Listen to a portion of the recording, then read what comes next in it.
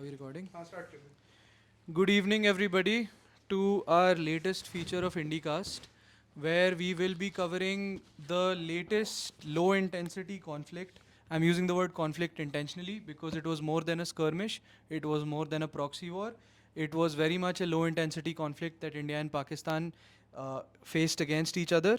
And what we will do is we will try to sort of look through the fog of war that has come around this situation, and based on information that has been delivered to us through the Press Information Bureau and officials of the Ministry of Defense of the Government of India, directly or indirectly, try to assume what all is true, what all is false, and what all we can finally conclude from the events that took place. So first off, let's just start listing down.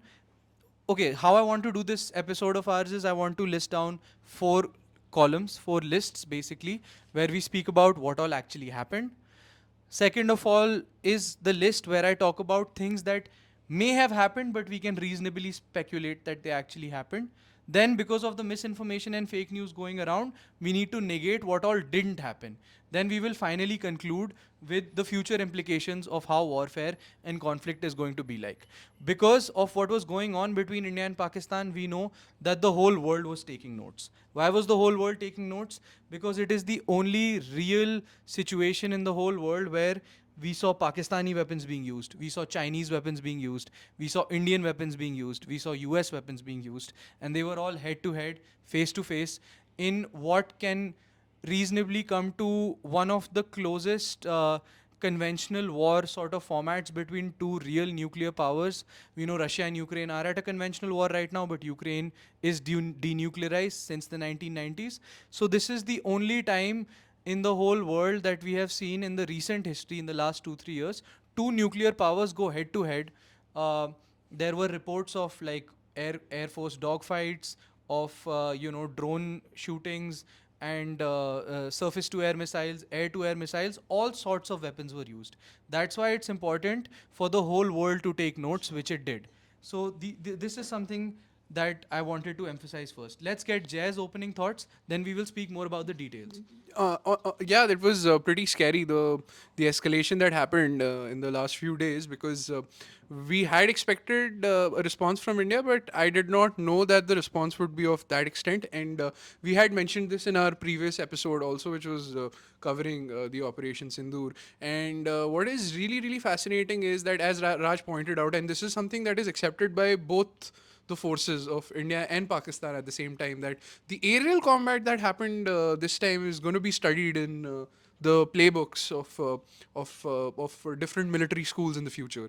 Because what has happened is that it is well established that in the beginning of the operations, the Indians did not cross the international border, and most of the engagement actually happened through precision guided missiles, where data was either fed or it was, like, manipulated through other types of systems. And the types of missiles and, like, munitions that were used, which we're going to cover in this particular episode. One of the most interesting aspects was the way the Rafale jets for the first time were used in this particular conflict. There is a lot of speculation as to what happened to the Rafales, because from the Pakistani side it said that 3 Rafale jets were down, but there has been no confirmation from the Indian forces as of yet. But there has been admission of damage on part of Air Marshal A.K. Bharti in his speech a couple of days ago. Okay, Jay, I'll just interrupt you Yeah. here. To add to what you're Yeah. saying, we come to the columns that I was talking about. So let's just first come to the part in where I said what was speculated. Because Air Marshal A.K. Bharti in his press conference clearly said that he won't go into the modalities, post which no requirement to give any speculative details was on him. So we can only sort of speculate here that the type of aircraft used, where it took off from, and the exact weaponry used and the payload that they delivered have all been reasonable speculation. There has been no official confirmation on the type of missiles and the type of aircrafts that were used, in my understanding. Yes. We lose? Okay, another thing that we need to understand is what can be reasonably speculated right now is that we may have lost an aircraft or two, maybe at best, but the fact that so many Sukhois, Pakistani said that at least one Sukhoi has been destroyed, three Rafales have been destroyed, and another aircraft they said has been downed. This is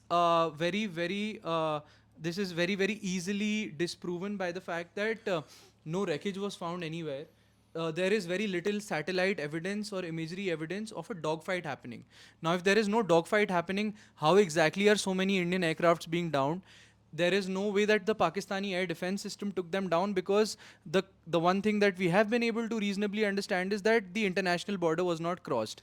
So- And mainly, one thing that we can also reasonably speculate is that on the intervening night of 6th and 7th May, there was some wreckage that was found near Pampore in Kashmir. This has not been confirmed by official sources, so I don't want to be irresponsible and say that there was some aircraft damage. And so basically, there was some wreckage near Pampore in Kashmir. What kind of wreckage there was? It is only for those people who can specially look at jet engines and determine what kind of jet engine this is, can tell whether it was a JF-17 or whether it was a Rafale or whether it was a F-16 or a Mirage or any kind of aircraft. So yes, we may have lost an aircraft. That is by the own sort of guided statement that AK Bharti, Air Marshal AK Bharti had given. But like he said, losses are part of operations. So it is very easy to negate that 5 aircrafts were not shot down. Yeah, so and we can't confirm which aircraft I went was down. listening to the Pakistani press conference also, because I feel in times of war it is very important that you should listen to the perspective of the adversaries as well. You should not be putting yourself in an echo chamber. That's very important to have some type of understanding.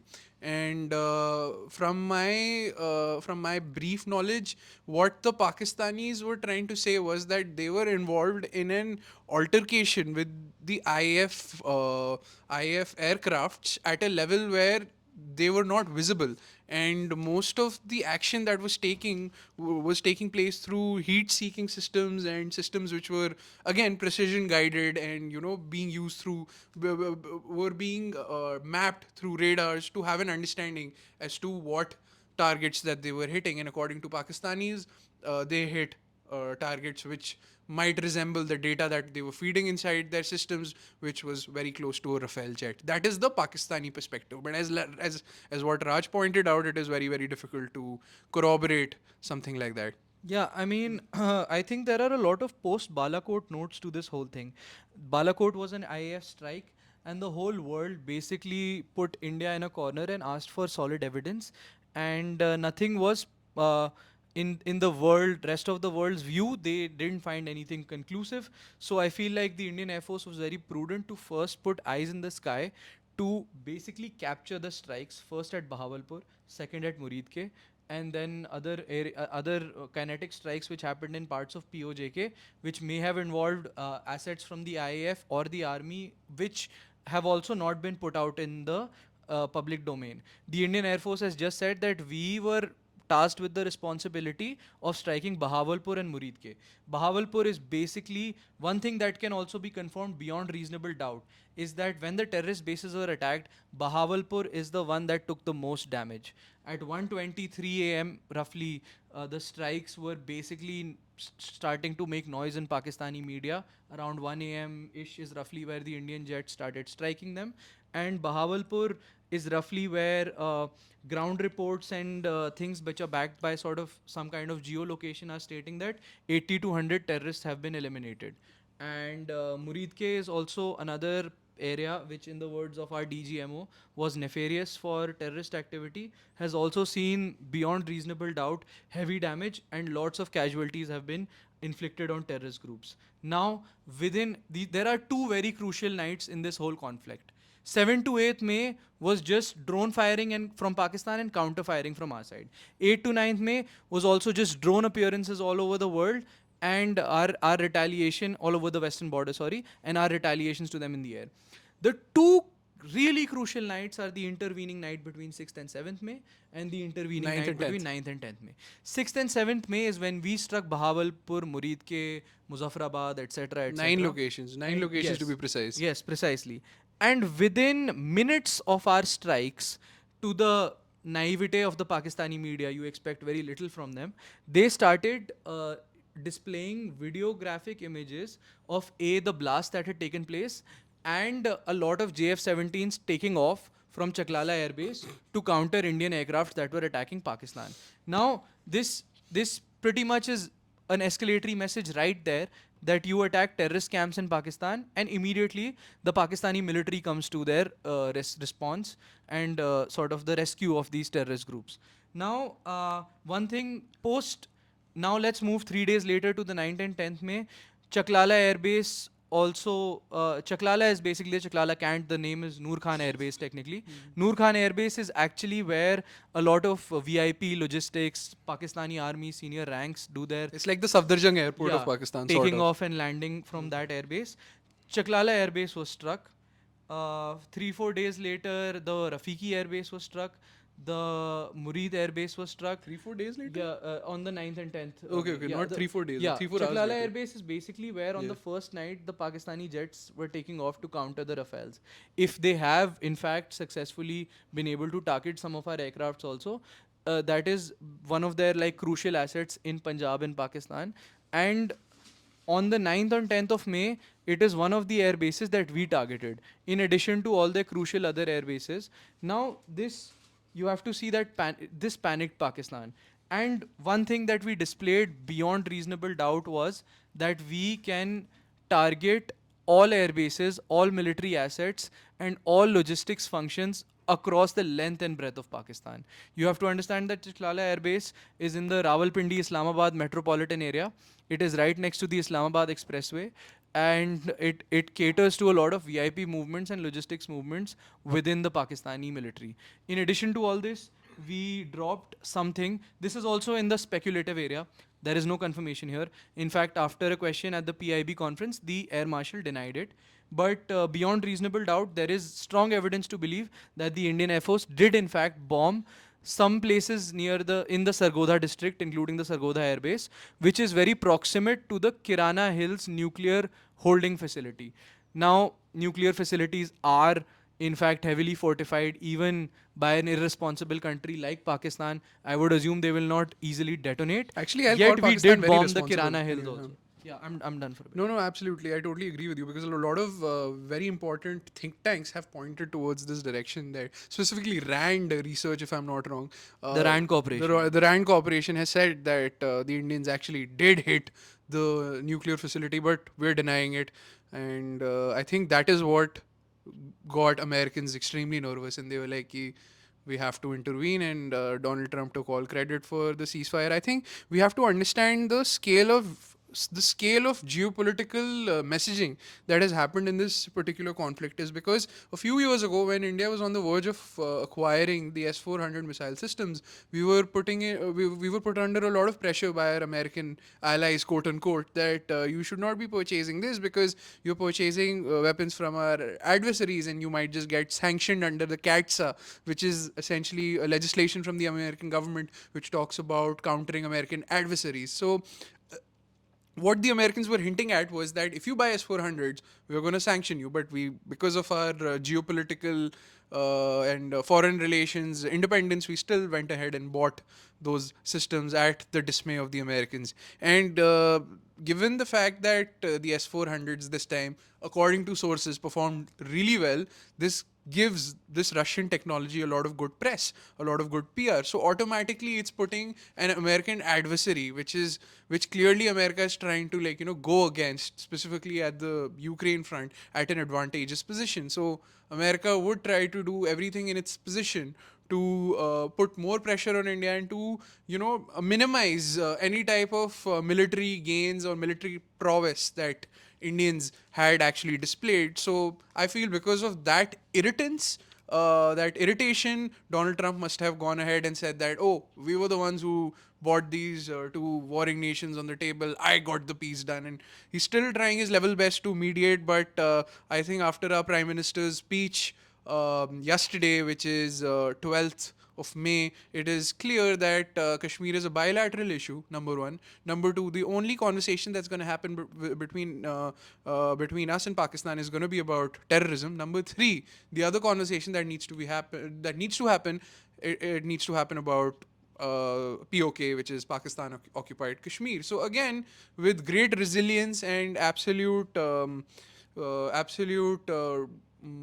chest thumping, for a lack of a better word. We have declared that we are not listening to the Americans at all. In fact, our Prime Minister went on to say that Operation Sindoor hasn't ended, and we will very strictly monitor each and every move of the Pakistanis. And if they make another grave mistake, they know what's going to happen. Yeah, we are on a very strategic pause.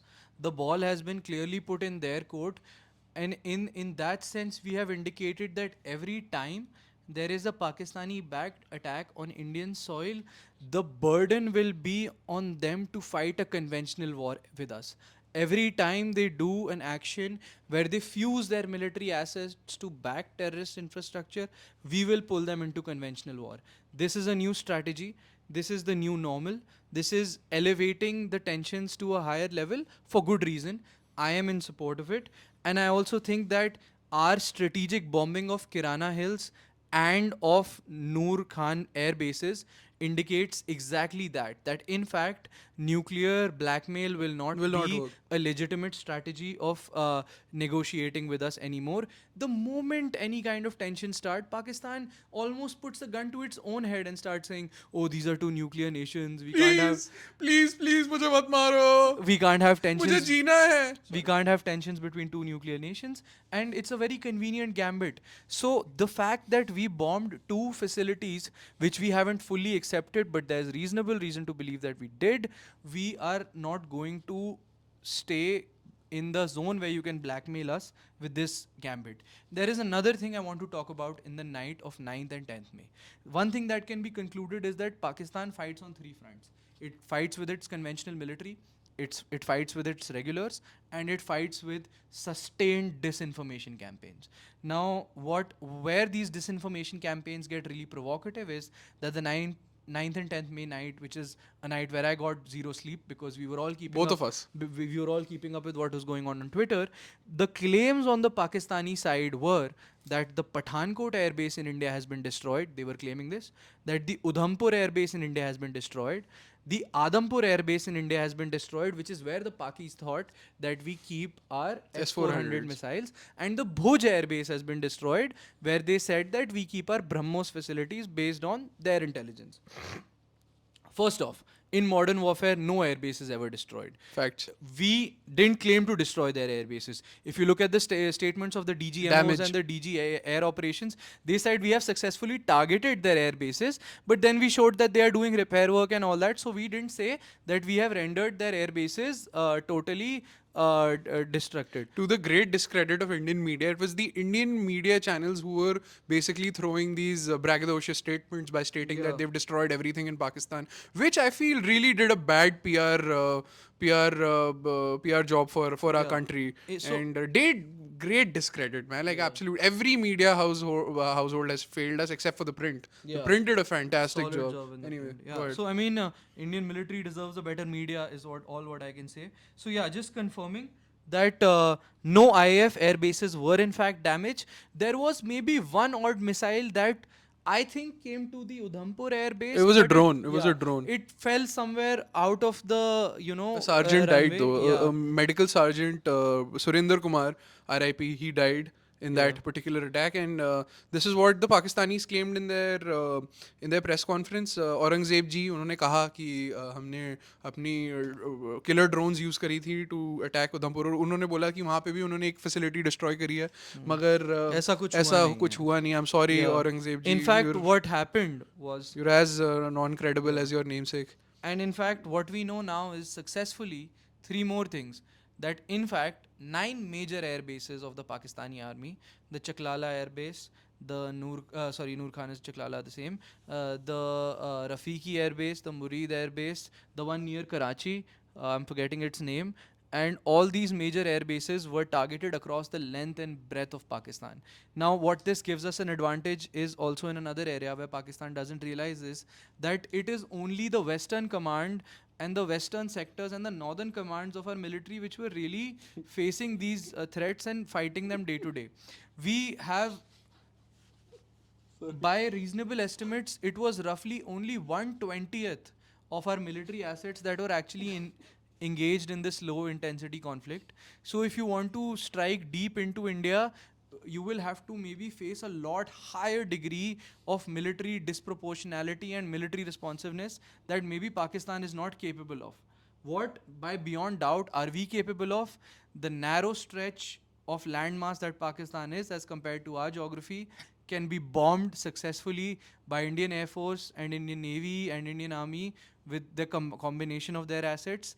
Throughout the length and breadth of Pakistan, we can drop all types of bombs and all types of military assets. This should not be a provocative statement, but this should be a statement that must be known in Pakistan, and this should be a statement that is confirmed by the delivery of weapons that we have done in the last week, and we have given satellite imagery as proof for what Image has after happened. image, we have enough evidence to show that not only did we destroy significant terror launch pads, we also dealt a heavy blow to the Pakistani establishment, specifically with respect to its air bases, its radars, and I think Their logistics their hubs. logistics also. So again, the closest you can come to doing real damage to an airbase is by bombing the aircraft themselves.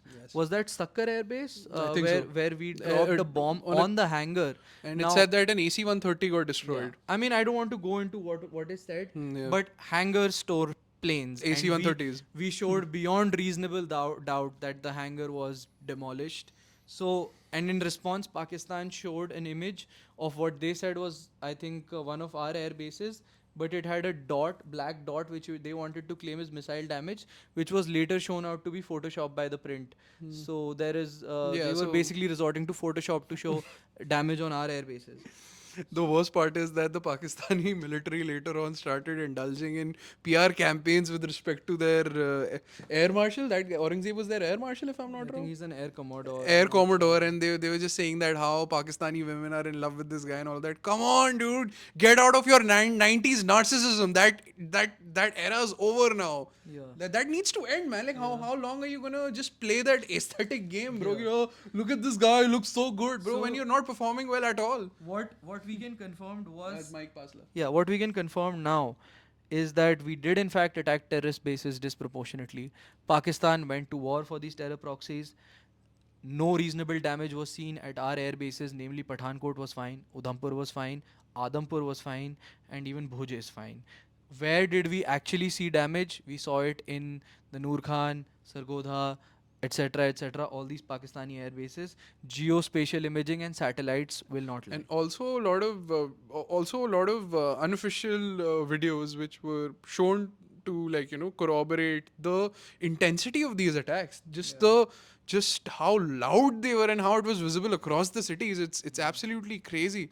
And I did not know that Karachi was also attacked. Like, you know, that thing was like, and there were a lot of videos going around. Malir Yes, Air Base. Malir Air Base of Karachi was also attacked, and Peshawar Air Base was also attacked. But this is something that hasn't been corroborated. Yeah. But there were a lot of videos going around Yeah. on Twitter. We cannot, you know, There is confirm that. There is definitely a lot more that has happened that has not been Not been confirmed told, by told us. our government or, Yeah, or their any of the government. Pakistani military sources. Facts. Neither the PIB, the Ministry of Defense of India, has given a statement on it. Neither has Pakistan said anything. One of those things is that we very likely bombed facilities that hold nuclear warheads, which is what alarmed the United States, rushed them into announcing a ceasefire that JD Vance himself said was none of their business. So that is one thing that we might have done, although I think on the world stage it may appear to be slightly irresponsible. But I think it was an act of courage that had to be displayed to Pakistan. Yeah, I mean, I personally don't think it's irresponsible. I'm sick and tired of the West always coming to Pakistan's defense all the time and always giving them world-class military infrastructure and by which they use against us, Yeah. the proxies that they use against us. And in fact, the whole idea of creating Pakistan in the first place was to create a buffer state between the Soviet Union and India so that, you know, they could like put pressure on the Soviets through this proxy of theirs. And of course, they never wanted the Indian Union to be very strong, so they obviously got rid of Pakistan. That is the whole existence of the state.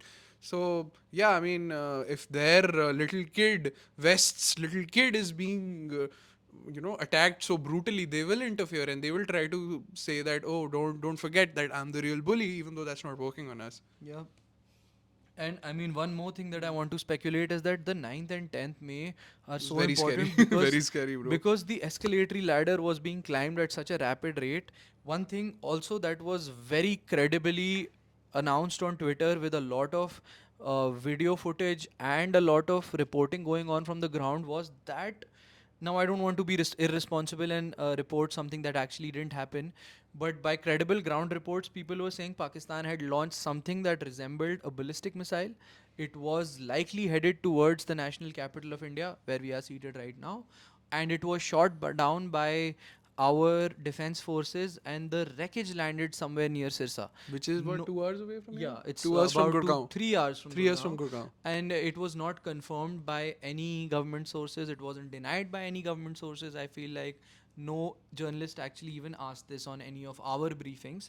So that in itself was such a provocative act that I feel like this could be hypothetically one of those things that maybe led our air force to bomb Yeah. major air bases across Absolutely. Pakistan, because the escalation was not that heavy throughout the beginning of the low intensity conflict, where we were bombing their air bases so strongly. I feel like this thing could have been a potential trigger where we felt like we will also bomb Noor Khan and Sargodha.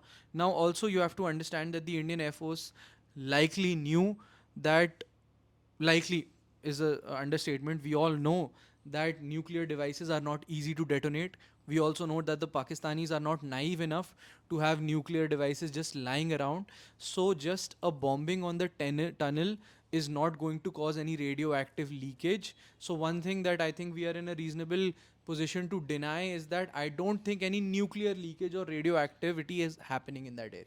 Also, it's very important to know that we just did not use S-400 systems for our air defense. That is a very, very big missile. So I think that was just used for like bigger munitions that Yeah. the Pakistanis were targeting at us. Yeah. For the loitering munitions, we were using the modified version of L-70 guns, which did a very good job, very, very good job. And we were also using our indigenous We were Akash using the systems, Akash which were doing systems. pretty good. Now this is We where use the Barak also, which is Barak also- jointly developed by India and Israel. And we also used loitering munitions, which were developed by the Israelis, called the Harop systems, which also really performed well, specifically in targeting the communication sites and the radar systems in and around Pakistan, specifically in Lahore. Lahore was also attacked, if I'm not wrong, right?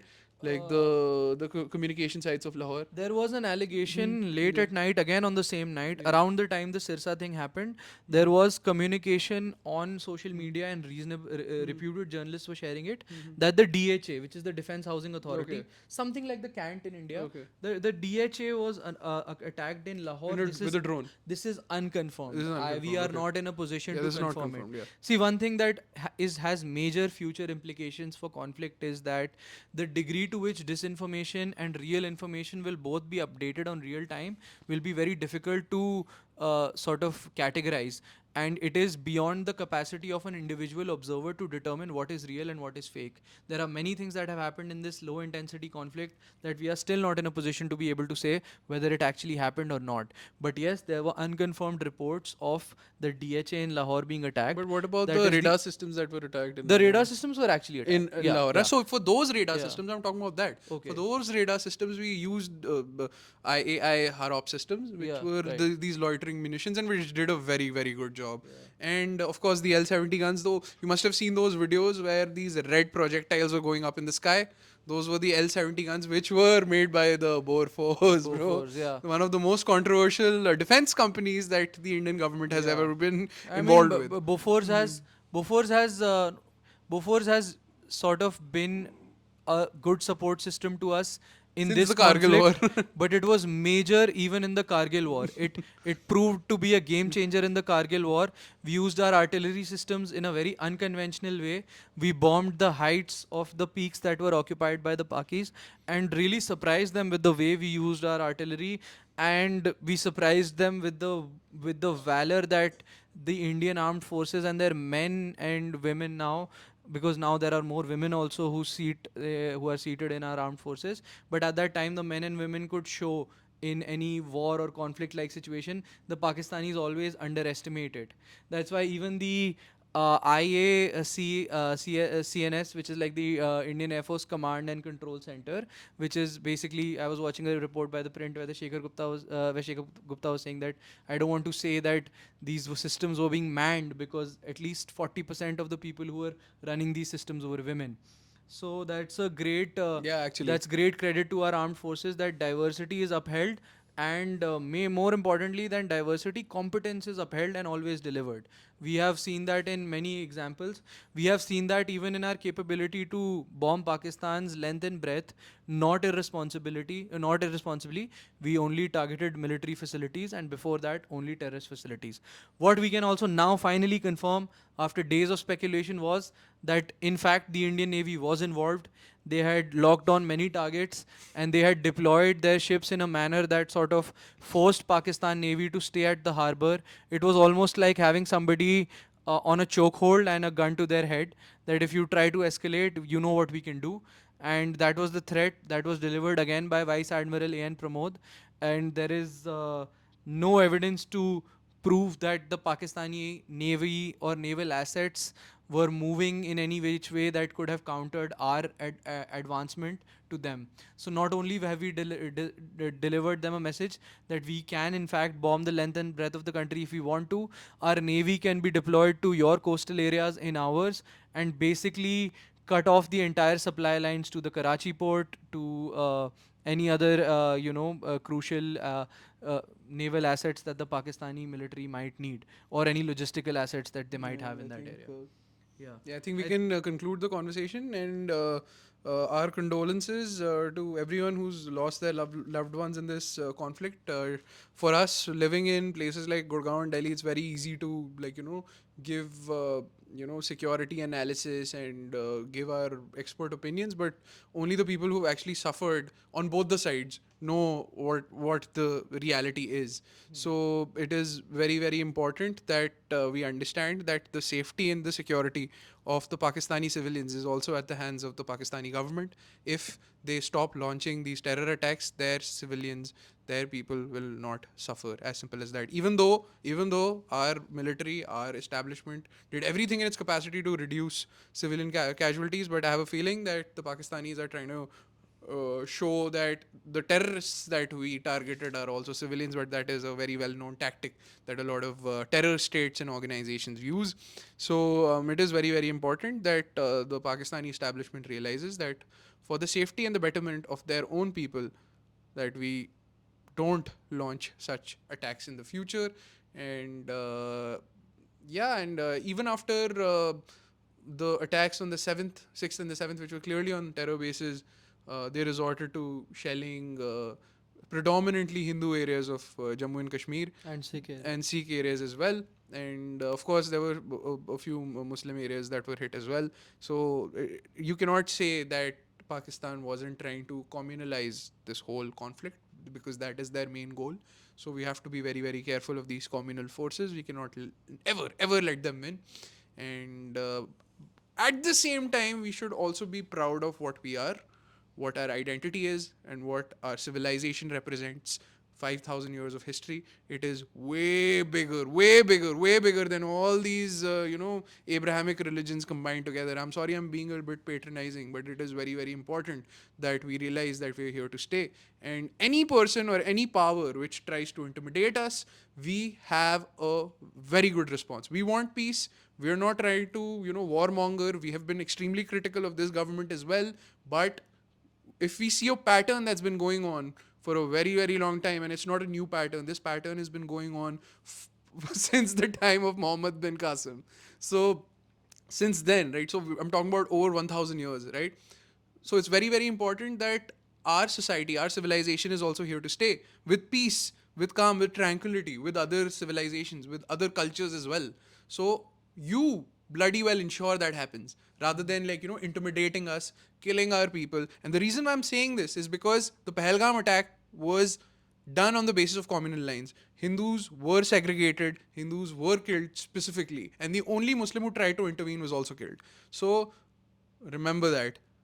Anyway, I'm proud of I mean, everyone. I'm it proud was of our like forces. And I'm sorry it was a bit of an emotional speech, but yeah, the last 1 week has been Yeah. pretty heavy. So I'll just I'll give myself some slack. I'll I'll just cut a- myself some slack. My I'll bad. just end with some future implications when I conclude that from here on in, we have gotten a hint into what will be conventional warfare in the 21st century. Warfare has changed.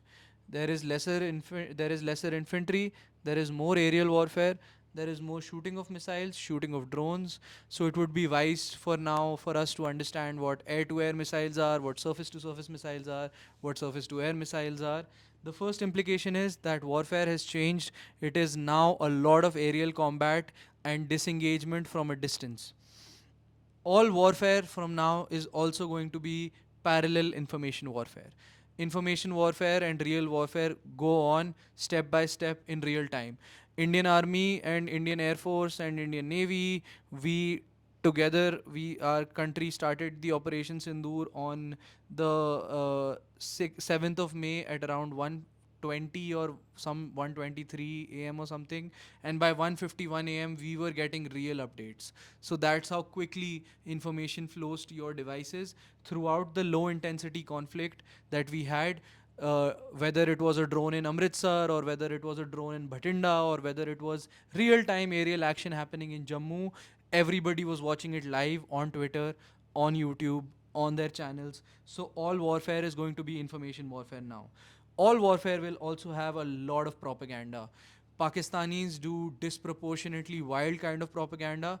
There was one night where even Indian media became incredibly irresponsible and did Terrible so job. much terrible propaganda. So warfare and propaganda will go side by side. So my last future implication is that the existence of fact checkers and the existence of real time people who can update media on actual factual operations will only increase, and that's why the importance of fact checkers will increase. I think now has come a time where you can actually call fact checking a real profession.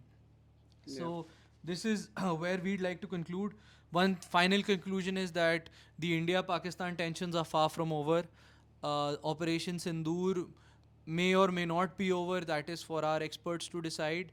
But like when we started recording this 3 hours before this, the Indian Armed Forces conducted Operation Killer in JNK, where they eliminated 3 terrorists. Three terrorists. So tensions will stay for at least a little while, and this is the last time. This is not going to be the last time where cross-border skirmishes have escalated into near conflict with Pakistan. This will keep happening till either Pakistan doesn't degrade its internal terrorist infrastructure or we go and degrade it for them. Yes. It has to happen. So I think Absolutely. these are our conclusive thoughts. Yes. Please like, share, subscribe, and tell Thank us you so what you much. think. Thank you so much. Thank you for joining us.